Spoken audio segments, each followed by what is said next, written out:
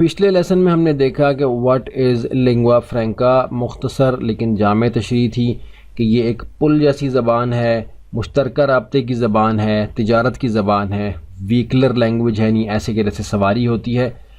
اور یہ ان دو قوموں کے مابین رابطے کے لیے استعمال ہوتی ہے جن کی کہ مادری زبانیں مختلف ہوں، اور ایک عالمی زبان کی حیثیت یہ رکھتی ہے کہ دو مختلف قومیں جب آپس میں بات کرنا چاہتی ہیں تو وہ انگریزی زبان استعمال کرتی ہیں،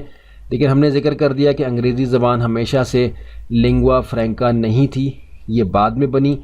پہلے عربی زبان تھی۔ تقریباً 6 صدی عیسوی کے آخر سے لے کے تو 13ویں صدی تک آپ دیکھ لیں تو یہ عربی زبان ہمیں لنگوا فرینکا نظر آتی ہے، جس پر کہ یہ ساری صفات اپلائی ہوتی تھی جو کہ ہم نے یہاں پہلے ذکر کی، bridge language, common language, trade language اور ویکلر لینگویج۔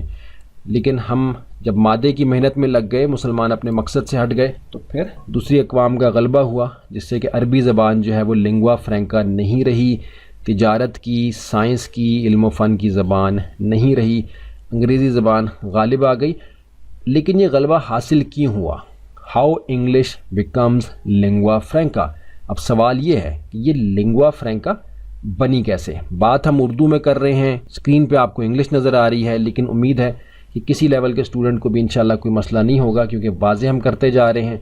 آپ اپنے الفاظ میں نوٹس بنائیں گے تاکہ آپ اس چیز کو دہرا سکیں، ذہن نشین کر سکیں بہتر طور پر۔ ہاؤ انگلش بیکمز لنگوا فرینکا، انگریزی لنگوا فرینکا یعنی ایک عالمی زبان بنی کیسے؟ اس کے لیے ہم یہاں آ جاتے ہیں۔ Presence of English in large parts of the world due to colonization has led to it becoming the main language in which global trade, business and cultural interactions take place. یعنی کہ presence of English language in large parts of the world due to colonization یعنی برطانوی استعمار، یعنی ان کی جو جہریت تھی، دوسرے علاقوں کو اپنے قبضے میں کر کے ان کو اپنی کالونی بنانے کا جو سلسلہ تھا، وہ بنیادی طور پر وجہ بنی انگریزی زبان کے لنگوا فرینکا ہونے کی۔ اب یہ ہوا کیسے؟ اس کو آپ یہاں دیکھ سکتے ہیں۔ یہ جو معاملہ ہے دراصل 16ویں صدی سے 18ویں صدی کے بیچ میں ہوا ہے۔ established between the late 16th and early 18th century،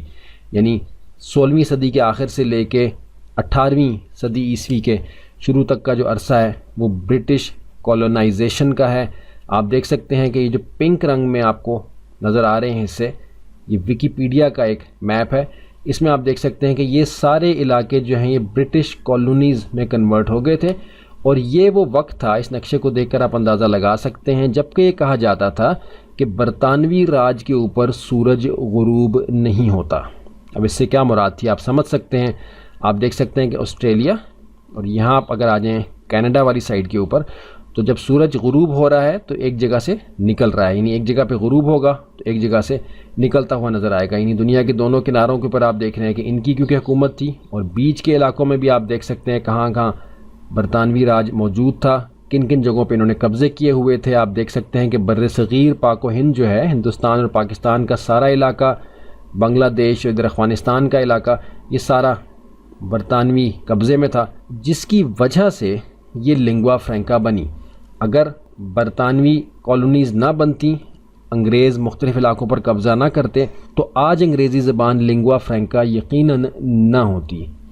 کیونکہ یہ جن علاقوں میں بھی گئے انہوں نے ایک خاص طریقے سے وہاں کے تعلیمی نظام کو تبدیل کیا اپنی مرضی کے مطابق، ادھر کے لوگوں کے دلوں میں انگریزی زبان کی عظمت اور بڑائی ڈالی، ان کی اپنی مادری زبان کی قیمت کو ان کے ذہن میں کم کیا، اس کو انفیریئر بتایا، ان کو احساس کمتری کا شکار کیا، اور جو سپیریئر ایجوکیشن سسٹم متعارف کروائے، یعنی ظاہر کیا کہ یہ بہتر ایجوکیشن سسٹم ہے، وہ سارے انگریزی زبان میں کرائے۔ انگریزی زبان بولنے والوں کو، انگریزی زبان سمجھنے والوں کو، انگریزی لباس اور انگریزی طرز زندگی گزارنے والوں کو